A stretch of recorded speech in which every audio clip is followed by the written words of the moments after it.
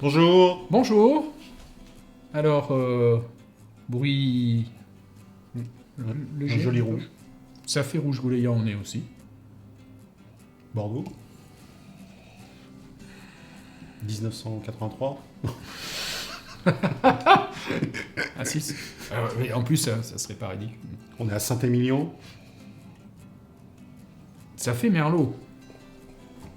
Ça fait Merlot fruité. Au nez, hein, j'ai pas encore goûté. Ça fait Bordeaux. Ah ouais, tout à fait. Ça fait Bordeaux. Par contre, Élevage en fût un peu marqué. un peu fût. Mais je resterai sur Merlot. Est-ce que c'est un 100% dominante Merlot? Dominante Merlot. C'est pas un assemblage. On n'est pas dans le Médoc. Quoi. Voilà, mais oui, dominante Merlot. Est-ce que c'est un pur Merlot de rive droite?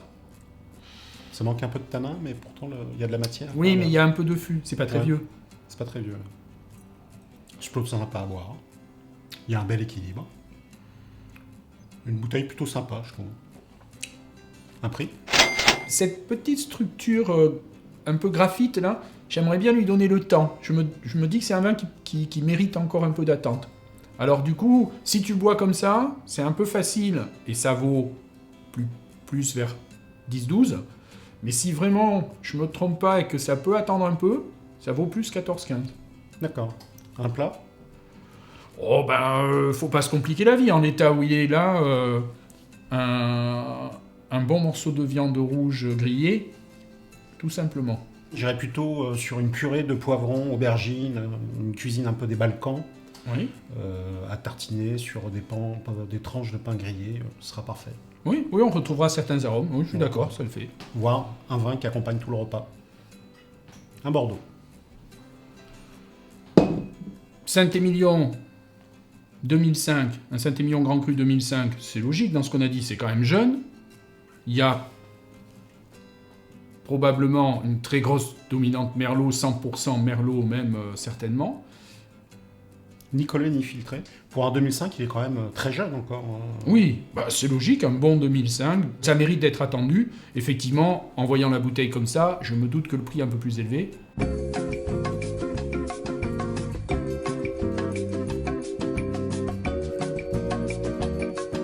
« 70 € prix public, effectivement, c'est très au-dessus de ce qu'on disait. On paye le prestige. 30% de Cabernet Sauvignon, donc c'est ça qui a porté cette texture, plus qu'un éventuel bois neuf. C'est excessif. C'est excessif. On paye l'étiquette 70 €. Oui. Donc en le goûtant comme ça, on était plutôt sur du 10 à 15, on va dire. Et là, 70 € uniquement parce que c'est un grand cru, en Saint-Émilion. Oui, moi je excessif. le voyais pas comme ça, c'est un positionnement très haut de gamme. C'est logique dans les Saint-Émilion Grand Cru qui sont positionnés haut de gamme. Ça n'empêche que l'amateur sait que ça coûte vite 50 €, 70 ou plus. Pour un passionné de vin qui veut se faire plaisir, c'est excessif, comme beaucoup d'appellations. À réserver aux buveurs d'étiquette. Oui, mais plaisant. C'est à la hauteur de l'ambition. Divisé par 7, le prix. 5. 5. Pour les plus geeks d'entre nous, vous connaissez, ou tu connais certainement Arakawa, qui est la dessinatrice de Full Metal Alchemist. C'est une des mangas qui fonctionne le mieux en France. C'est la 3e le plus vendue derrière Naruto et One Piece.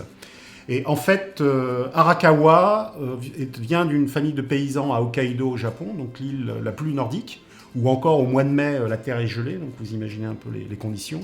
Petite exploitation agricole qui fait du lait et de la pomme de terre. Et elle a travaillé 7 ans chez ses parents avant de venir à Tokyo et de devenir mangaka.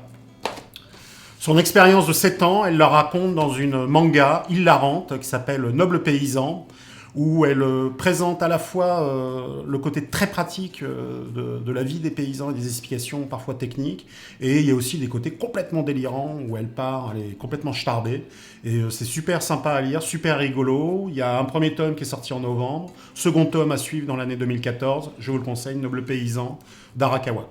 Eh bien merci pour ce conseil, et à la semaine prochaine. À la semaine prochaine. Pas de buveur d'étiquette s'il vous plaît.